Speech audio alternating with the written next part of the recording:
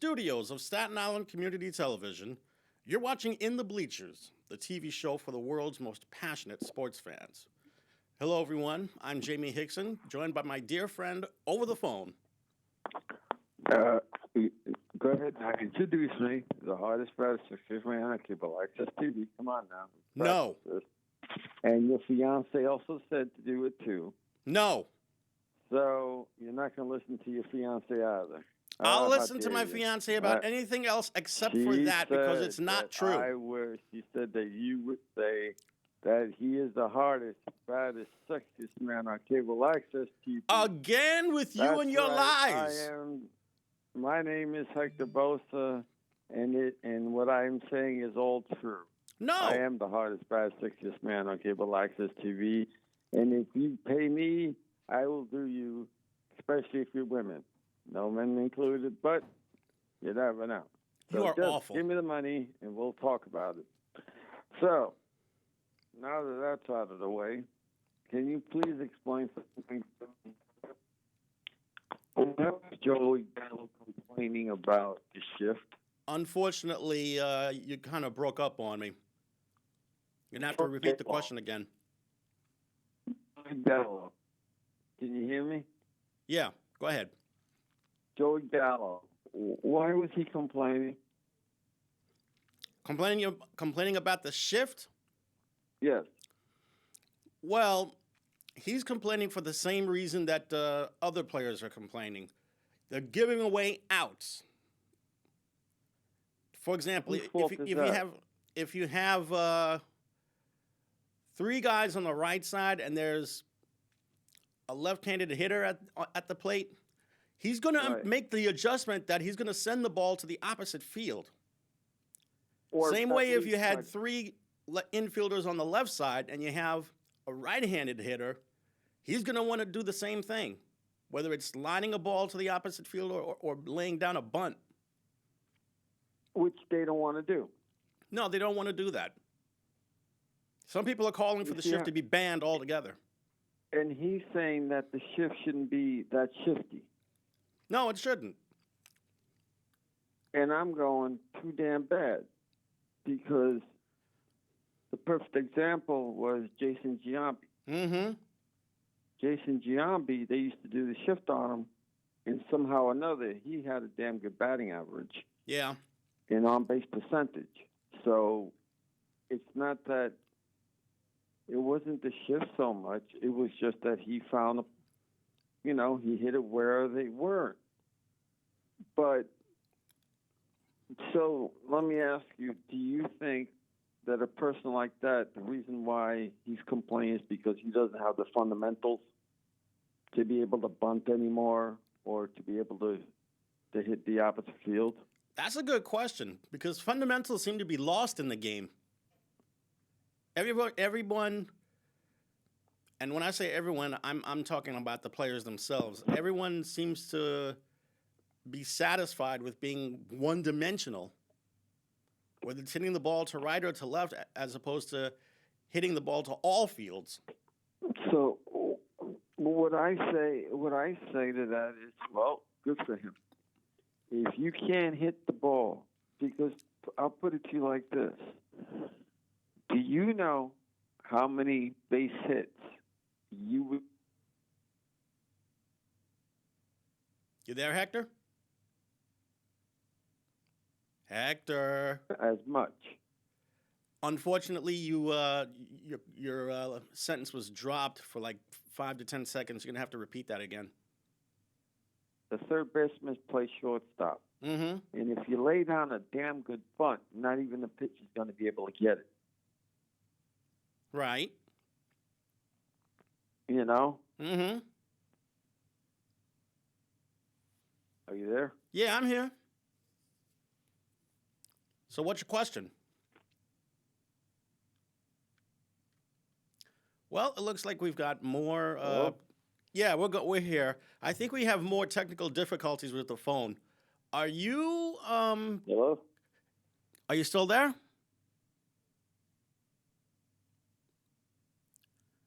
Well, I definitely think we have technical difficulties with this phone system. So we're gonna see if. Bars, it's still not working. Hello. That's very strange. Unfortunately, Hector can't hear me.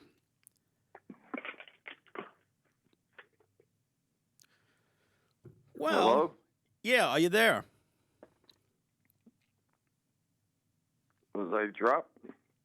No, you're still there. Fortunately. Go ahead.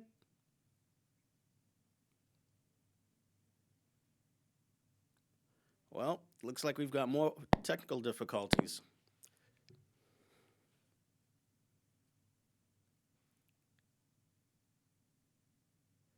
Let me just get Kenny again. Unfortunately, we've got major problems with the phone, so it looks like I'm going to have to go solo for the next couple of minutes until Mr. Graham arrives. He's actually double dipping right now. He's going back and forth between directing the show and setting up the set for Let the Good Times Roll, which is hosted by Vito Pacone. There's Mr. Graham. Unfortunately,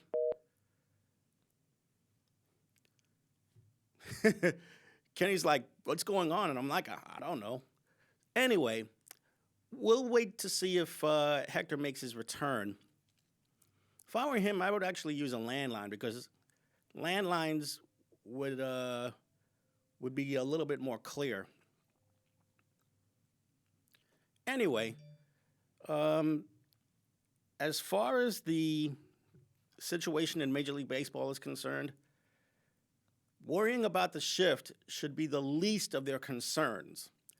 Whether we have a season or not is a major concern. And now I'm already hearing that there's a strong possibility that not only will they cancel some preseason games, they might cancel a few regular season games as well. The main reason why this situation is happening is because of money. Obviously, the players want more, and the owners are not willing to talk turkey with them. There's also the issue of the luxury tax. The ownership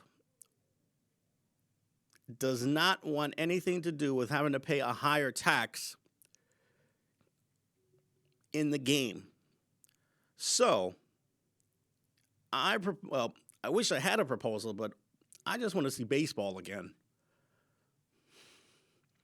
To be quite honest with you, I don't know which side is coming off looking really bad with this lockout, the owners or the players. Well, there is a bright side to this whole thing. If we can't get Major League Baseball, at least we got the minor leagues to try and look after. Oh, and this coming season, Staten Island is going to have a brand new baseball team. It's an independent squad. I think they're from the Atlantic League, and they're going to be called the Staten Island Ferry Cats, which I think is kind of funny. Anyway, we're going to see if Hector makes his way back to the studio, on the phone, that is.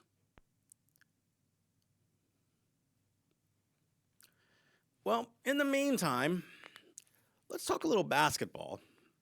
Over the weekend, the Nets had a huge win against the Milwaukee Bucks in Milwaukee. And it was a good thing that Kyrie Irving was playing, because if not, the Nets would be completely dead in the water.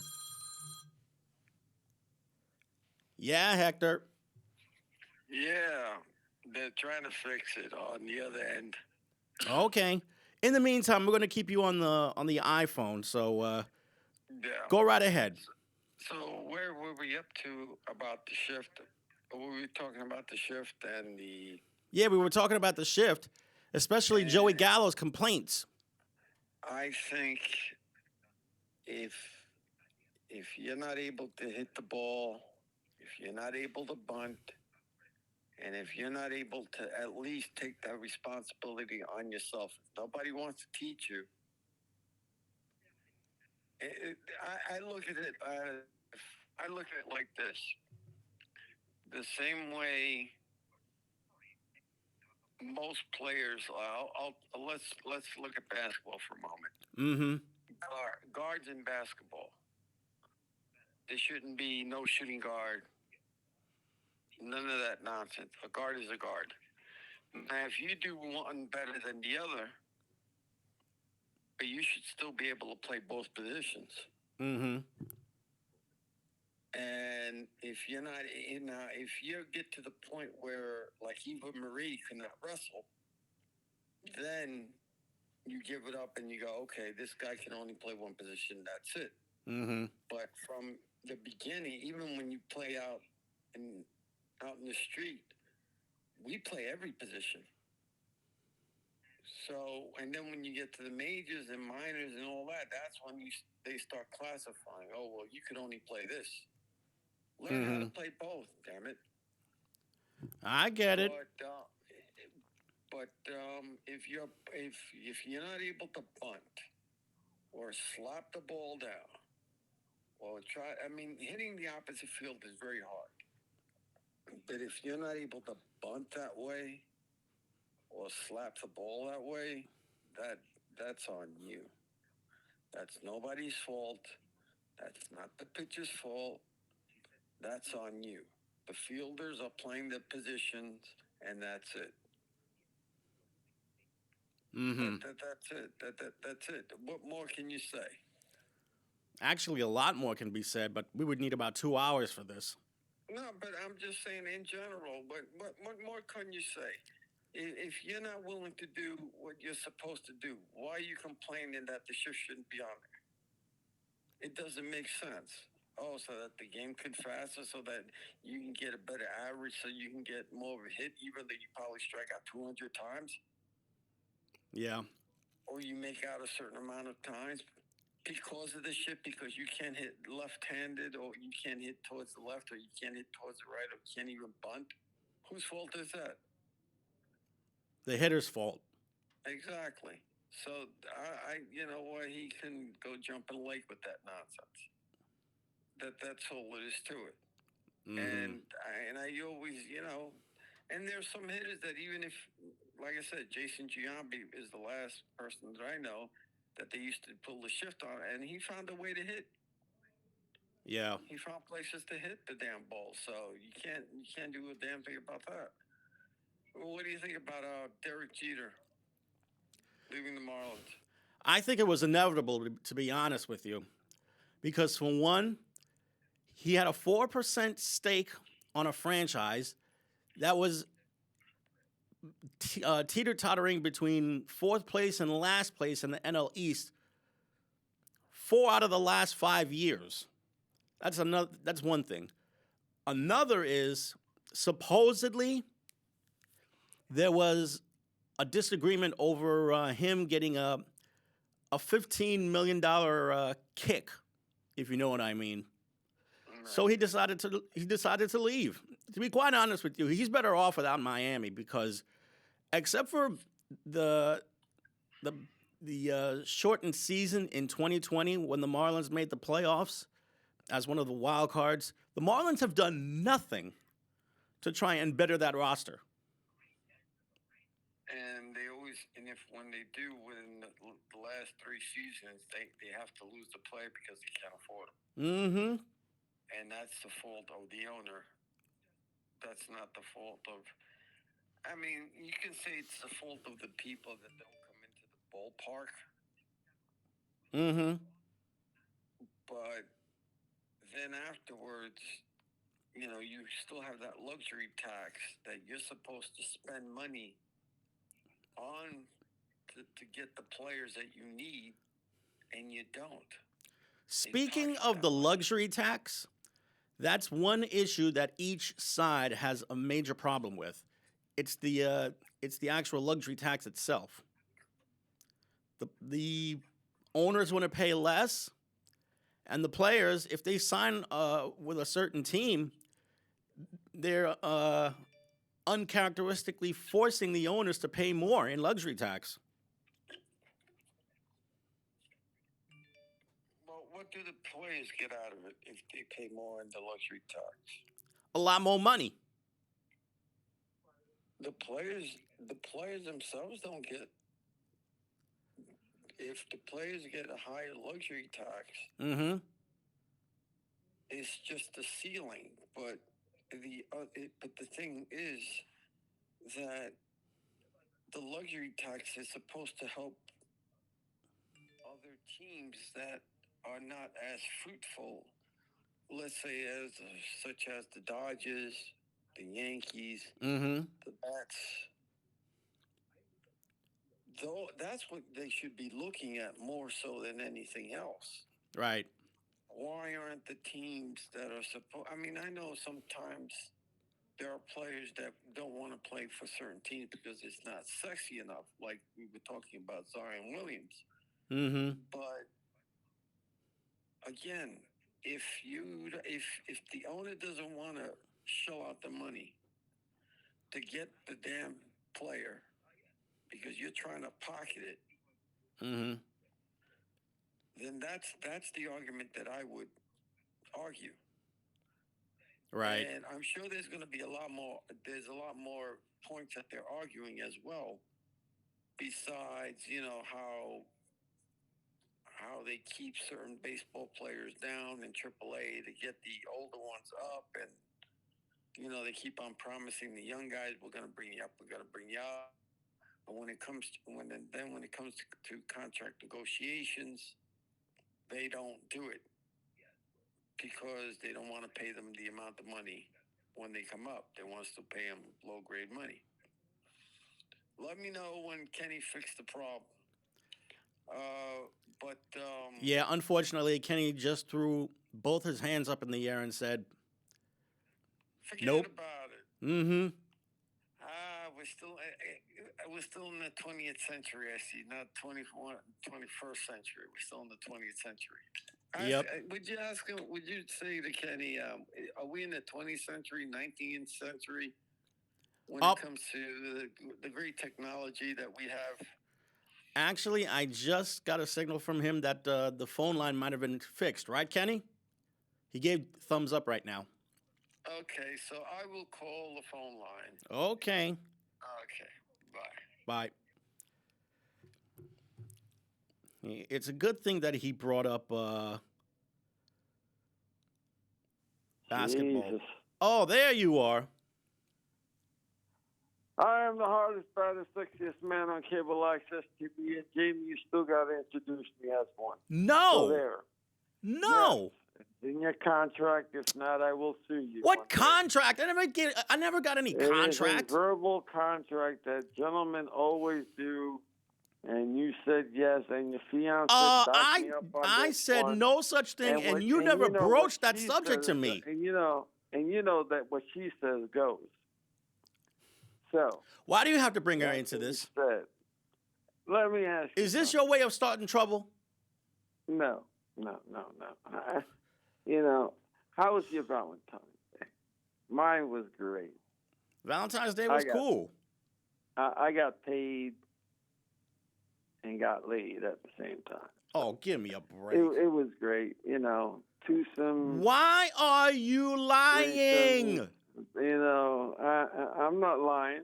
Yes, you are lying. Did you get laid and get paid? I get paid at the office, okay? And as far as that other subject, I'm not even going to remotely discuss that with you. That being said, I know what I got, so there.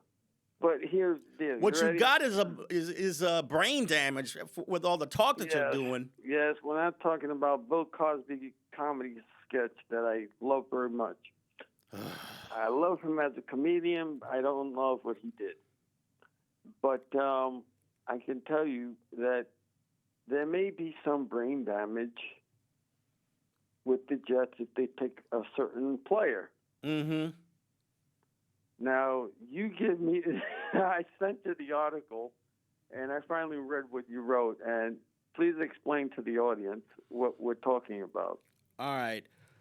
basically what happened was that a big Jet fan, called the Jets offices in New Jersey, and basically he wanted head coach Robert Saleh to not draft a certain player.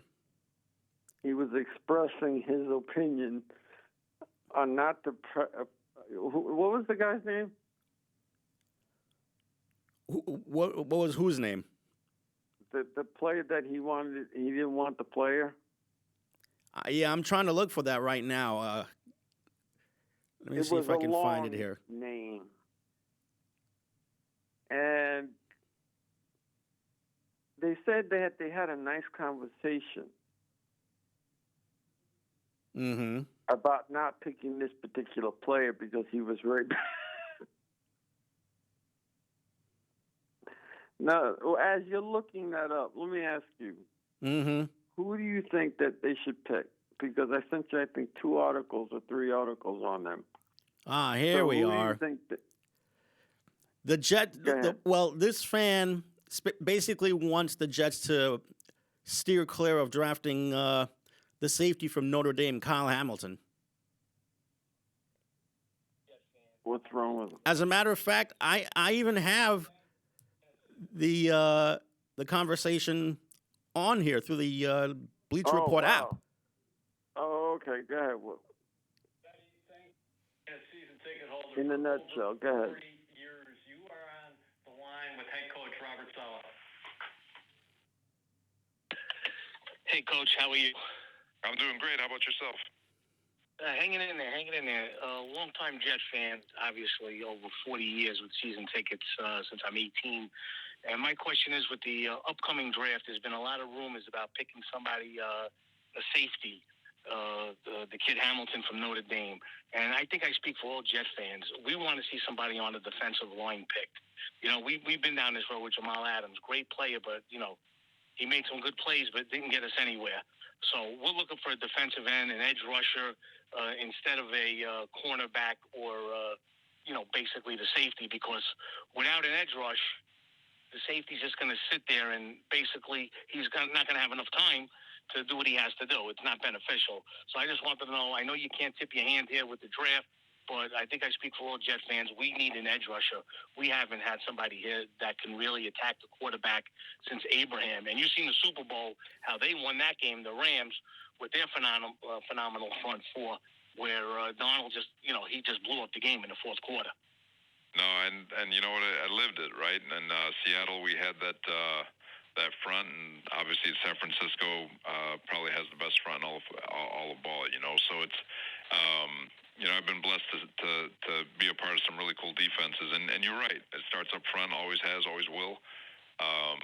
We haven't really. We're about to dive deep here in the with the draft stuff as the combine approaches, and we start studying and talking to these guys and getting our hands on them. And everything's always open. But you and me, we talk the same language. And that if you want the secondary to be better, fix the pass rush, right? But we're really excited about the group that we have and the things that we've been able to, and the way they've been able to evolve and develop as the course of the year went on. It's a very young group back there, but at the same time, there's so many different places, and with regards to offense, defense, there's a million different directions we can go, and to kind of pinpoint it to one position right now would be premature. Thank you. Now, where was that from? That was from a podcast that the Jets have. Do you know the name of it? Let's see here. Let me go back to the Bleacher Report again.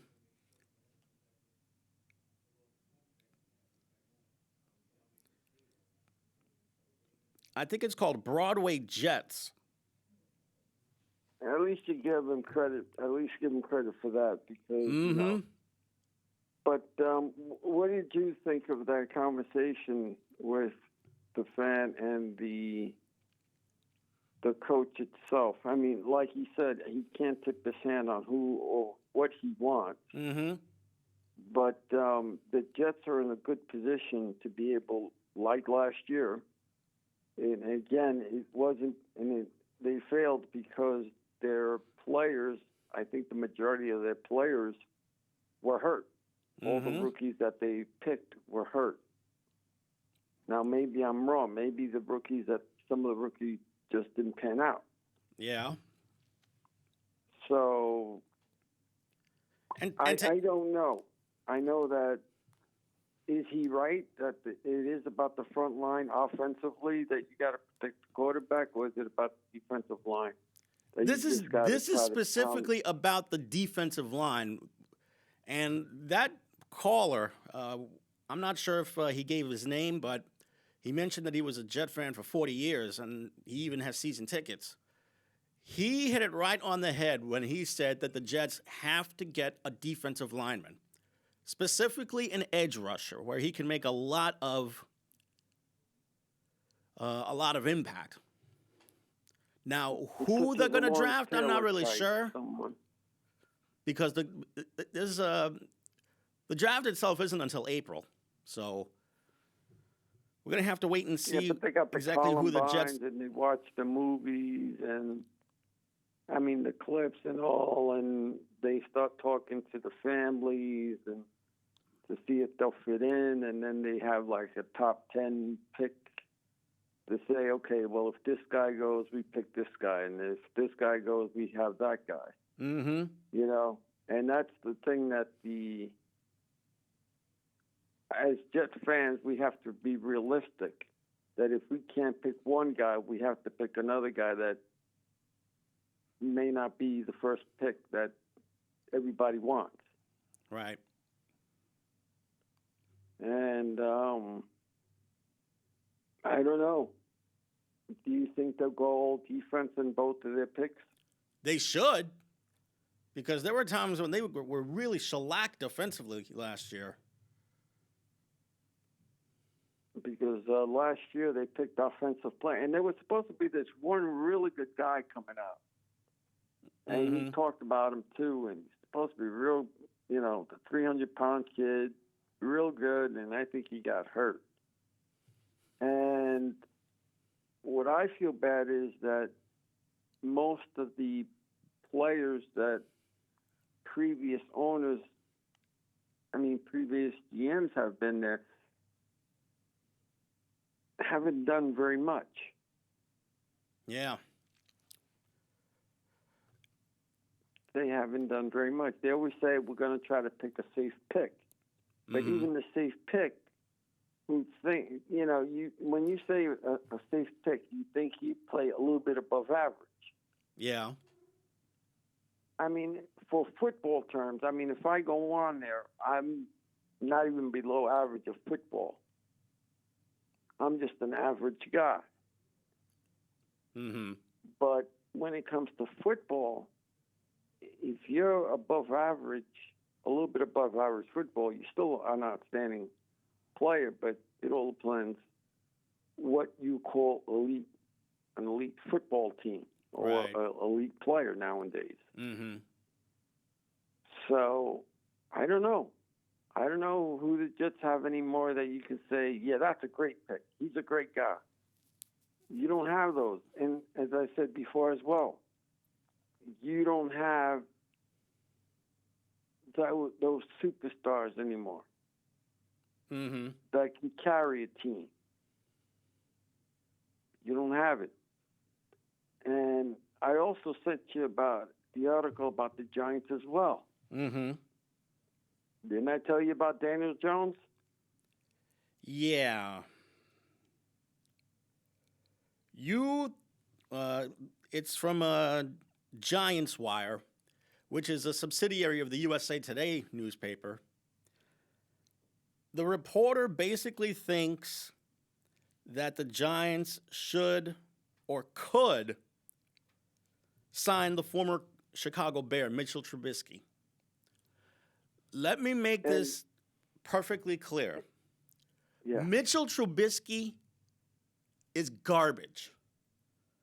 Why would you want to take a shot on somebody who can't take care of the football or lead his offense to sustain a long drive, preferably a scoring drive, with any consistency. The Bears got burned here, but when they picked this guy. That's true. I don't believe they should get him, but unless Daniel Jones becomes a real superstar overnight, they're not picking up his contract. Yeah, if I'm not mistaken, I think his option year is next year.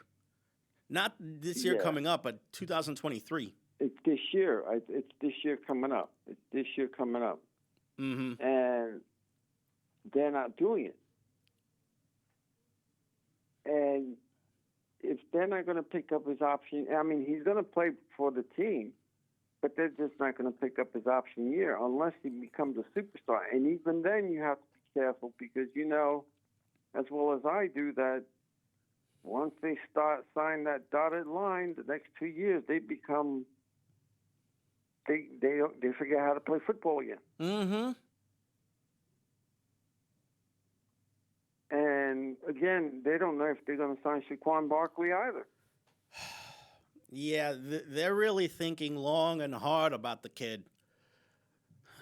Because, he belongs on a team that's already set to win, and they already have some. He's a guy that should not be a starter right now because of his injury. Right. They need someone. He needs to be in a place where he can come off as a two-back or whatever, and he can contribute that way until he becomes very healthy. Right. He's a star in his own right when he's very healthy, but he's got a very bad injury. But I've noticed that when some players like him go to other teams, they blossom. Now, I don't know if it's because of New York media. I don't know if it's because of the Giants or Jets organizations that they don't know how to pick up on stuff, do things, but they blossom in other teams. So you have the Jets having 2 picks. You have the Giants having 2 picks. Yeah. That's another team that needs to think about getting an edge rusher. A pass rusher.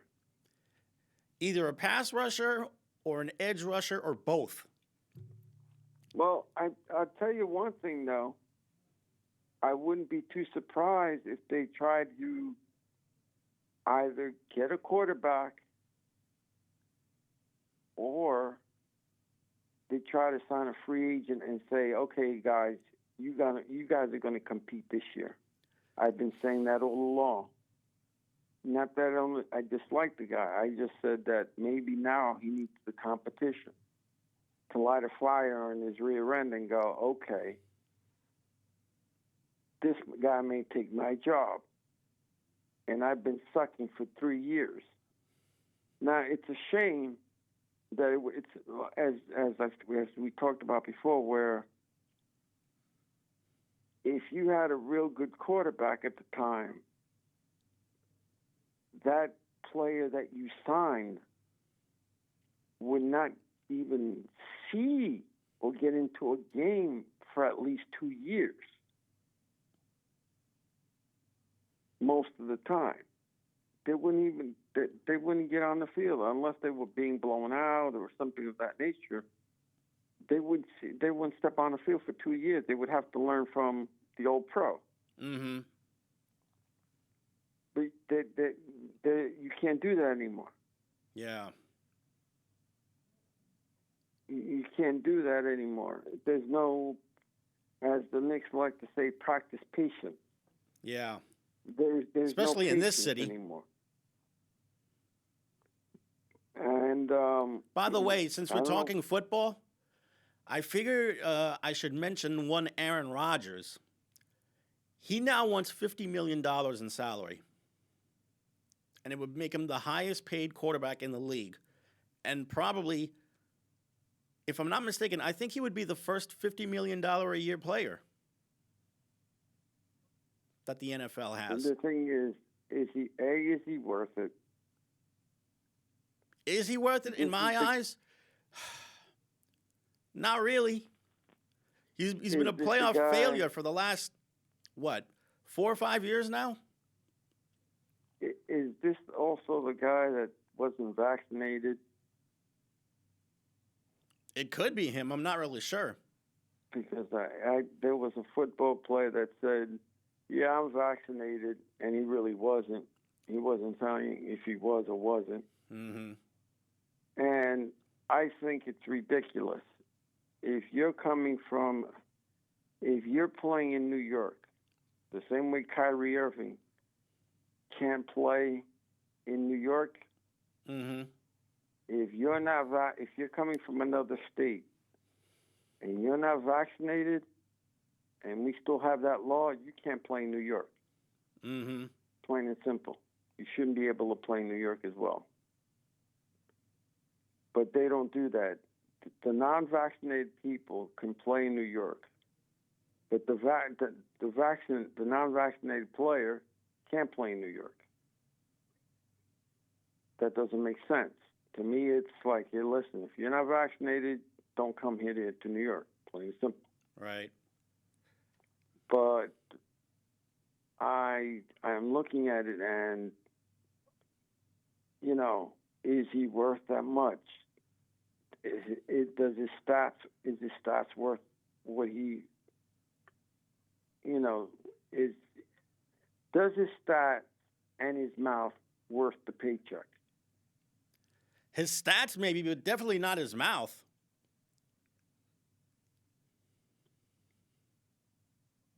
So what do you think? He wants $50 million a year? He wants $50 million a year. Well, then he's got to become Tom Brady, and that's not, now you see now now you have a pinnacle where you're going to say, okay, now you have to be as good as him, as Tom Brady now. Mm-hmm. Is he stat-wise and so forth as good as him? Is Aaron Rodgers better than Tom Brady? No. Is Aaron Tom Brady Rodgers just as good stat-wise, because it's not playoff-wise, and it's not championship ring-wise, but is he as good stat-wise so far? So, all I will say is that Tom Brady is probably better than, I would say, 2/3 of the quarterbacks that are in the league right now. So if it's, you see, because you got somewhere where you can say, if this guy's stats is not near Tom Brady's stats, then he's not worth the $50 million. In my eyes, he's not worth $50 million because he's been a playoff failure for about 5 or 10 years now. Exactly. So, no. And he's not Dan Marino. Mm-hmm. So if he's not Dan Marino and he's not Tom Brady, how does he qualify to be $50 million guy? Well, there are certain things that Aaron Rodgers does well against Tom Brady and what he does well. For example, Aaron Rodgers is a much better athlete than Tom Brady ever will be. But Tom Brady, you can call him Captain Comeback because he has had a plethora of come-from-behind victories in his career.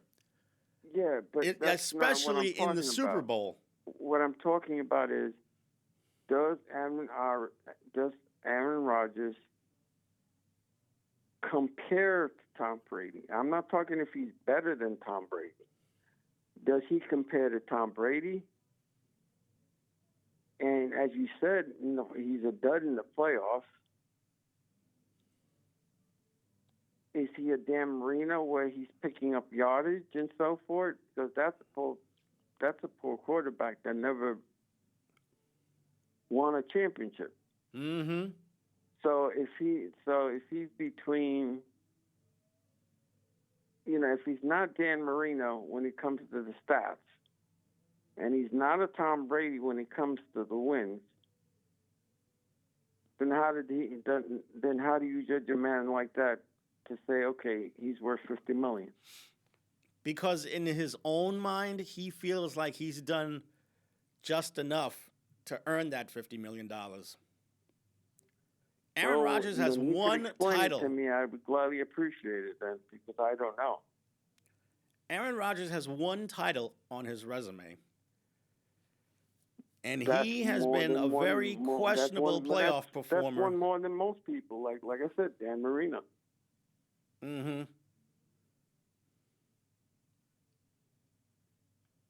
You know, but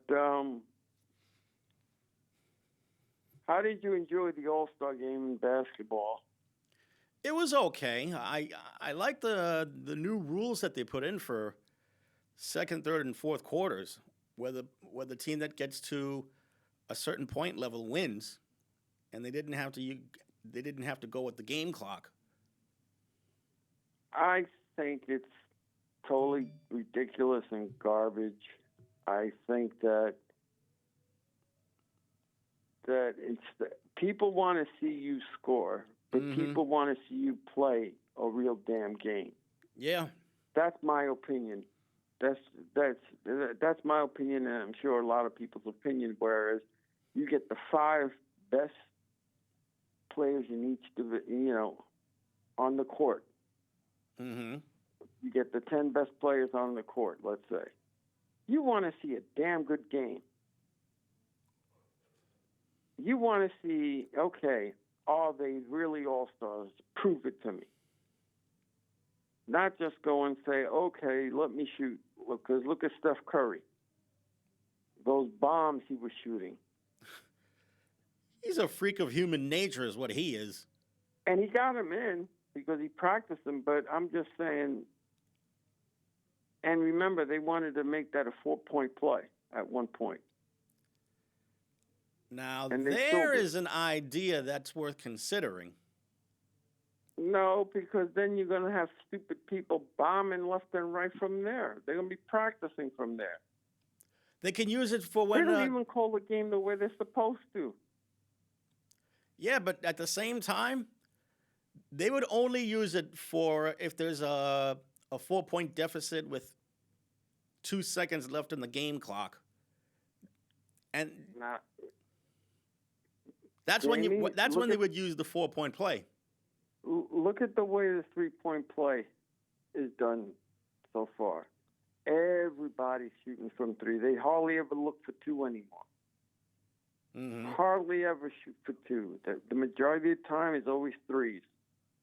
If you think about it, look at the way the game is played. You know, instead of just going for the 2 basket and then play the game the way it's supposed to be played, but if you look at it, the 2 and the 3 are so close to each other, it doesn't matter. That's because most people like to bomb from 3, 3-point range. But I think the only thing that you got out of it that Obi Toppin won the slam dunk contest. Big deal. Another great Nick. He's not a great Nick. Cut it out. The second greatest Nick of all time to win the slam dunk contest. The first one was Kenny the Skywalker. Please do not compare Obi Toppin to Kenny Walker, please. At least Kenny Walker could attempt to play some defense. Obi Toppin can play defense. No, he cannot. He's got heavy legs that prevent him from guarding anybody. You're so damn blind with the Knicks. I don't get you, man. Forget it. I'm not blind. Because you're blind. No, I'm not blind. He doesn't play defense. I can tell you a fact. I can tell you a perfect fact.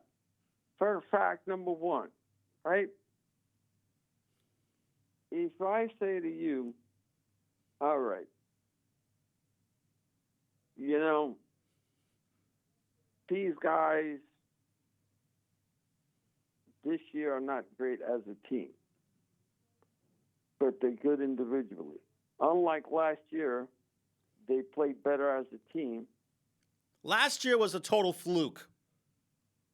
And if it wasn't, then explain this year now. The year that the year after they made the playoffs, and this team can't do something.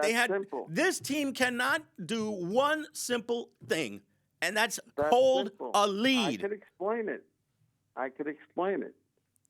Like most teams, they go into the sophomore slump. This is more than just a sophomore slump, Hector. The kid's out of his league. They peaked with this. They peaked with this coach, and everything was right on all cylinders. This year, they didn't make a trade. I don't know.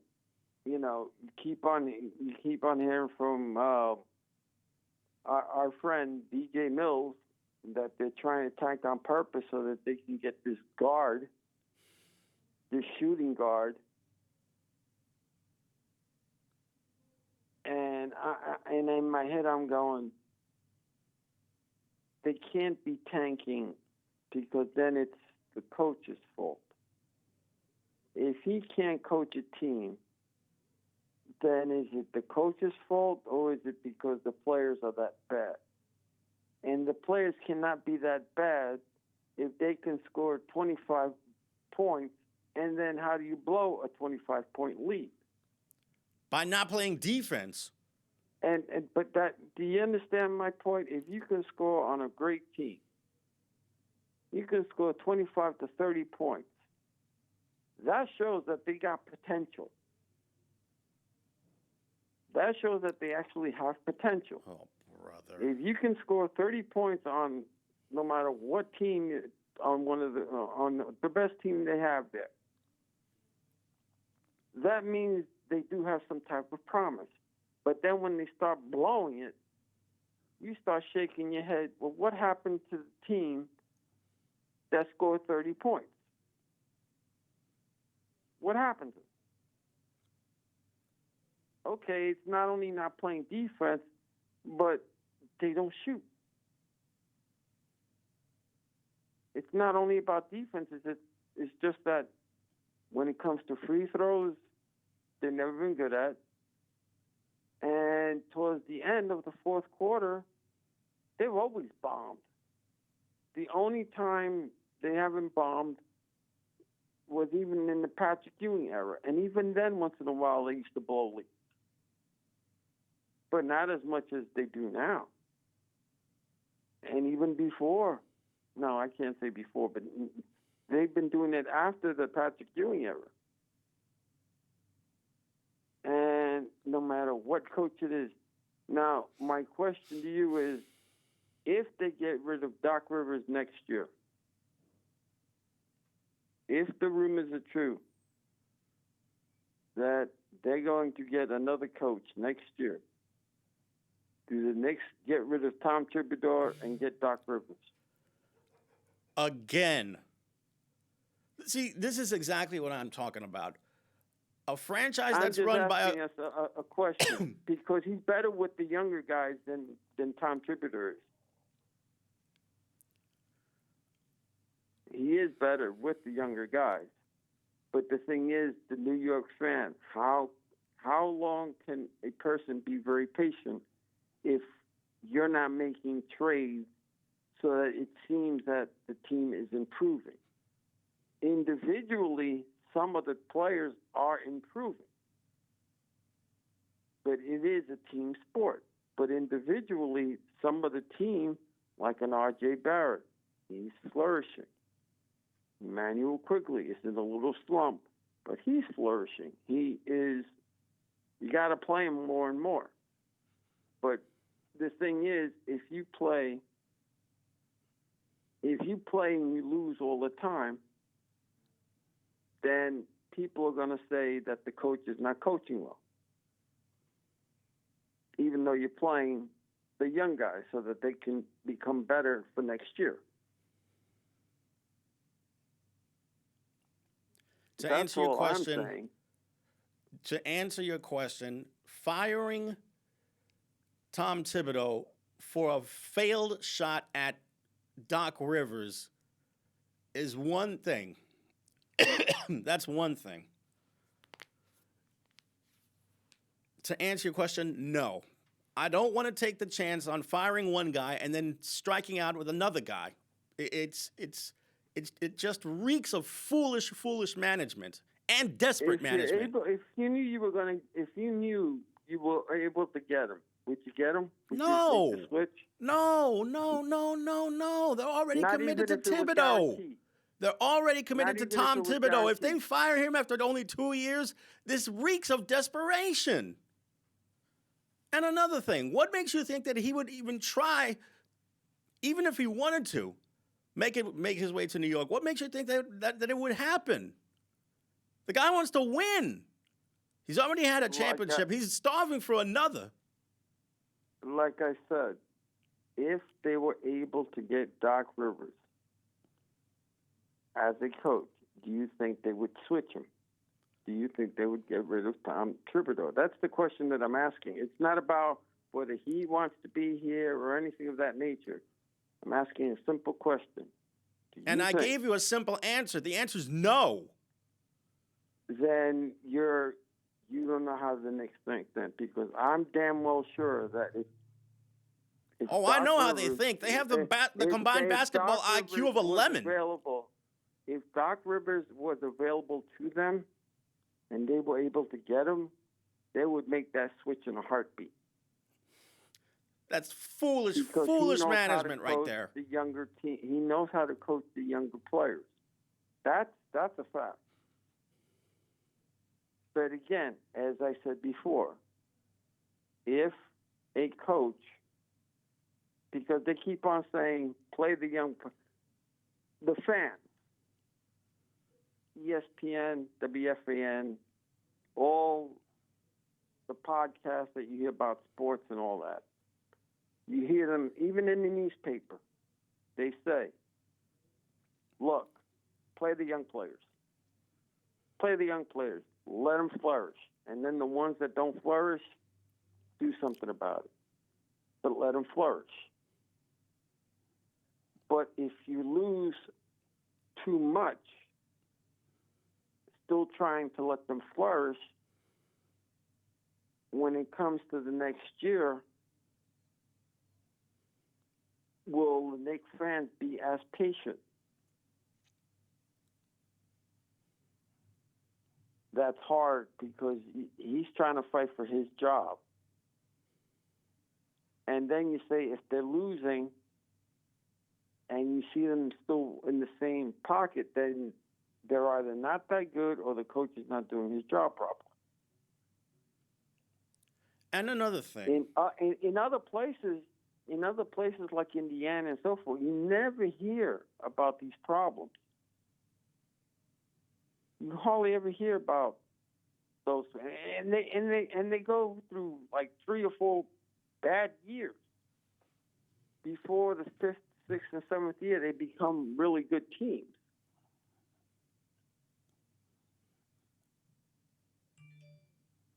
That's all I'm saying. But over here, if a coach sticks with the team for 2 or 3 years, you better do something within 3 years' time. You got to show something within 3 years' time.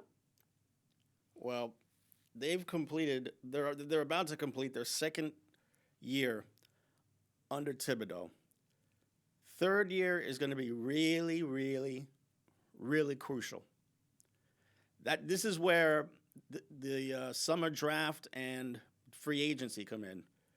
They need to hit a home run, not a double or a single or not even a triple. They need to hit a home run with personnel. Well, you're right, because the first thing that has to stop is the New York media. Please, the media ain't gonna listen to nobody. They're gonna keep on pressing the matter. The first thing that the New York media and everything and the fans got to stop dreaming that, like the article I sent you about Zion Williams and Jeff Van Gundy said that the Knicks fans should stop being so arrogant. Well, they are arrogant. They're going to get them. But my point is, who puts that into their heads? It's the media. It would be nice to get him, but is it a guarantee? Because if you notice, look what happened to Kyrie Irving. Look what happened to Kevin Durant. If you notice, every big free agent that's out there, even Damian Lillard, all they have to say is, "Yeah, I'd like to play for them." Oh, he's coming to the New York Knicks. He wants to play for the New York Knicks. If you get a good package, they'll definitely get him. I've told you this before. They always use the Knicks so that they can get better money or something else happens. That's what normally happens. Because if they had all those people that actually said that they were going to play for the Knicks, we would have had a championship a long time ago. All the great players that were supposed to come to the New York Knicks. Think about it. And they never even showed up. The media hyped it up really good. Oh, we're definitely going to get Kevin Durant. What happened? He went to the Nets with Kyrie Irving. And what's wrong with Durant now? He hurt his knee. And he may not be back for another couple of weeks. You know, but again, whether he hurt the knee or not, the point I'm trying to make is that you've got all these players, all these elite superstar players, Kevin Durant, Kyrie Irving, even LeBron James, that said he wanted to play for New York. Oh, because his wife liked L.A. So that's why he's playing for the Lakers. But still, you see him go and say, but I wanted to play here. You see a lot of teams, you hear a lot of players that say, and you hear from sources, oh, he wants to go really to the New York Knicks. He really wants to go to the New York Knicks. None of them do. Such a cop-out. None of them do. Think about it. The latest one is Zion Williams. Donovan Mitchell. Donovan Mitchell, they should try to at least contact the Jazz to see if he's available. But I would not touch Zion Williamson with a 10-foot pole because Zion Williamson can't stay off the injured list. He hasn't played one single game this season. Neither can Mitchell Robertson. But you're still going to sign him. And secondly, Zion Williams, as we spoke about too, which is, and this is happening a lot too with players that have power. He is unhappy where he's at. Would you be happy in New Orleans? As I said before, if I wasn't a person that wasn't looking for the big time and I had a damn good team behind me, I would stay. But if I'm looking for the spotlight and I'm looking for a team that I can go to that can actually win, or I just want to be the man, I just want the spotlight on me, I'd go to the Knicks. It's not a guarantee that he's making his way to the Knicks. I would go somewhere where you're going to get the spotlight. New Orleans is not a place where it's a very good team, nor there's a lot of media there for him. Remember where he came from. He came from Duke University. Duke University had a lot of press, and he was happier there because of his coaches and so on. According to the media and the news articles that you keep on reading, he's not happy with the coach. He doesn't trust the GM. He's very distant with his players. I hate to tell you this, man, but we got to go. We got 13 seconds left. So I just say that have a good night, and we'll take it up next week. All right. Good night, everyone.